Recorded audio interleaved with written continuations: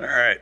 So I'm Steve Garlick. I'm the business development manager over at Magnum Piering, located in Cincinnati, Ohio. And as Mickey said, we're going to talk about helical piles you can trust. With dozens of helical manufacturers and vendors currently in the U.S., knowing how to choose one you can trust is imperative to the success of your business. The scope of work of each manufacturer varies greatly. We have distributors that distribute a CBU or a completely built unit. Sometimes this is imported from other countries. We have outsourced manufacturing, where certain products or certain parts of the product, components such as the helical bearing elements, are made outside of their manufacturing facility, brought in. This could also be engineering as well. And then a manufacturer you can trust practices in-house manufacturing, which keeps the control of the process within from start to finish. This provides a quick and seamless process between design, engineering, product development, and production. Generally, it's going to provide you a higher efficiency as well as higher quality control. First thing we have here is something we definitely don't want to see in the field.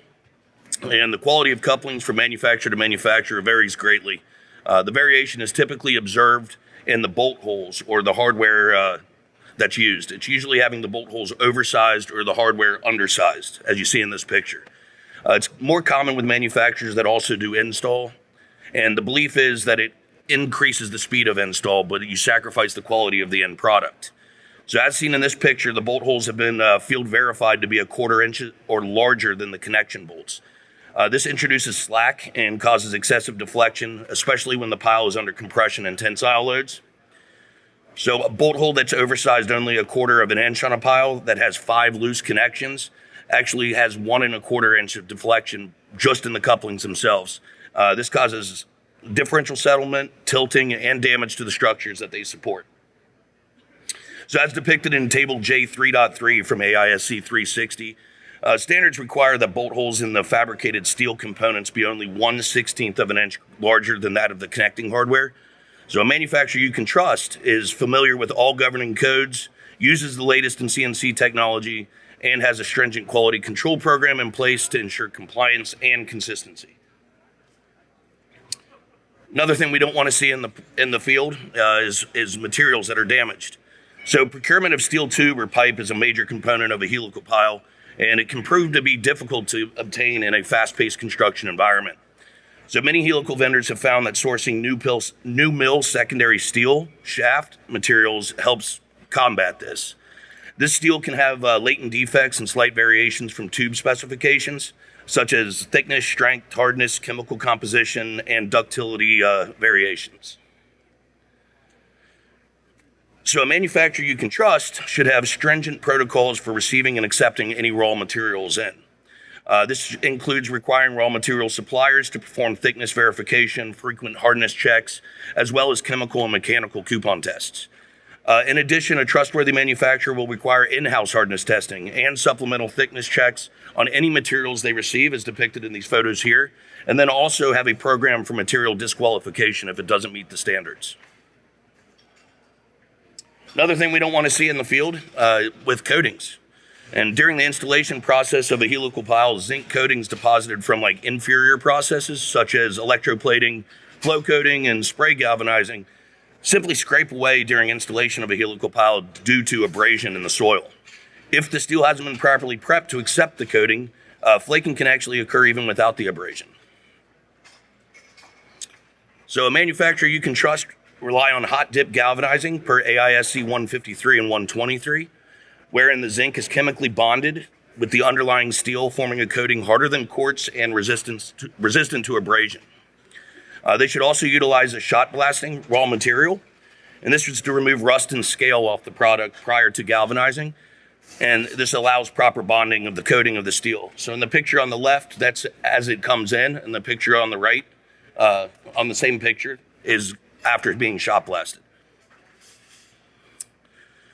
So this is weldability. AWS D1.1 structural welding code for steel should be used everywhere.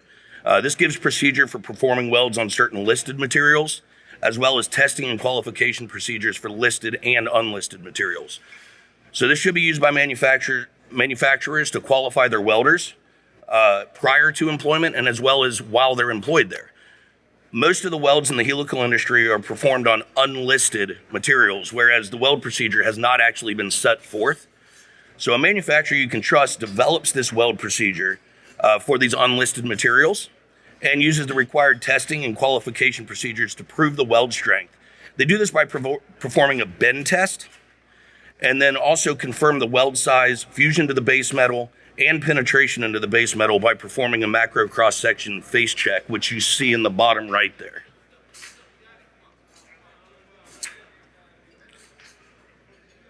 A manufacturer you can trust also has a certified quality control program such as ISO 9001. This is when materials, processes, labor, equipment involved in fabrication are consistently tracked, recorded, and verified. Mechanical drawings for every product are needed, written weld procedures, welder and worker certification, and frequent inspection and training is required to carry the ISO 9001. So as seen in the two pictures on the right, ISO 9001 requires fabrication jigs. And what these are is they're used to check to verify fit, form, and function for every coupling, cap, and product produced. And the picture on the left, at the end of fabrication, products are labeled with traceable code or a lot number indicating when, where, how, and by whom the product was manufactured. So before you place your trust in a vendor, demand they are accredited with ISO 9001. So these are all pictures I got just off the internet, scrolling through the internet. Every single one of them has issues with conforming helix. So almost all applications of helical piles today rely on verification of compressive and tensile capacity through correlations with installation torque. In order for the torque correlations to be accurate, the helical bearing elements must be properly formed in a conforming shape. The conforming helix is actually defined by ICC ES AC 358. There's 13 criteria, including but not limited to perpendicularity to the shaft, a uniform pitch, and parallel leading and trailing edges. So a non-conforming helix, what you see in all these pictures, will actually auger and disturb the soil and completely ruin any kind of torque verification that we're looking for while installing helical piles. There is no well-documented correlation between any non-conforming helix shapes and capacity to this day. A manufacturer you can trust pays attention to the helix and regularly checks it in conformance as shown in this picture here. At Magnum, we also have an extensive database of tests that prove all of our capacity to torque ratio in a variety of different soil types. Improper testing is another thing that we see all over the place. You can see in these two pictures here. Usually what we see with improper testing is going to be reaction piles too close to the test piles, unsafe testing equipment, a lack of a secondary means of displacement measurement, and then also improper placement of reference beams too close to the reaction piles. So helical piles are generally tested in accordance with ASTM D1143 and D3689.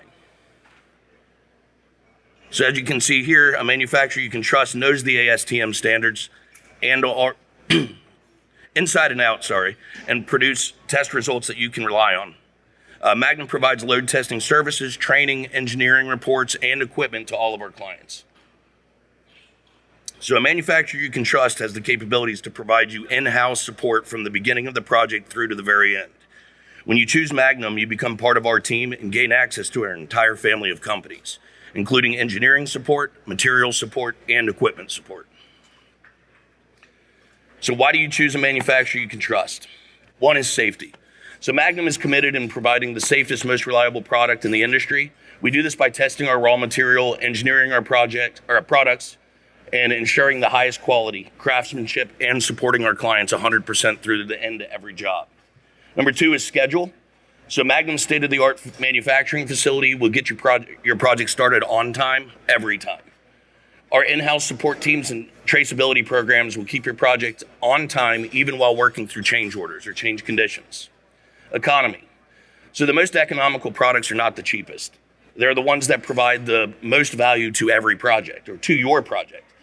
Every step in the Magnum experience, from engineering to manufacturing to support, adds the value to the finished product you require.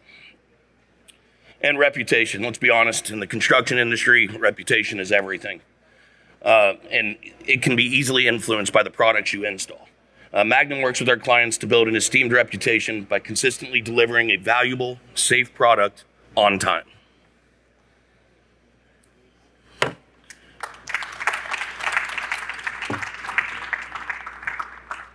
I should have mentioned this before, but We're doing 12-minute presentations, leaving about 3 minutes for questions afterwards. Thankfully, Steve was right on time, so we have about 3 minutes for questions if anybody wants to go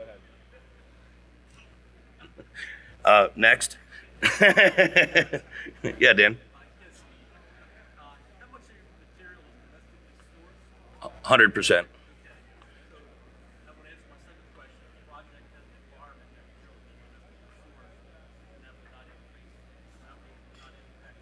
No. So all of our material is U.S. made steel. So we 100% qualify for Buy American projects all the time. Yes, sir. Other questions? Yes.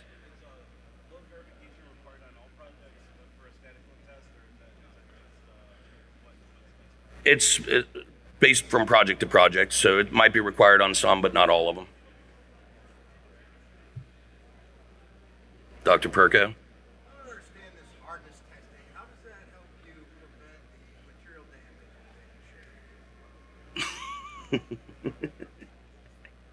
It just gives us a consistent product. So we know when we engineer our product to actually do what it's supposed to do in the field, when we do our hardness checks, this prevents any kind of issues in the field.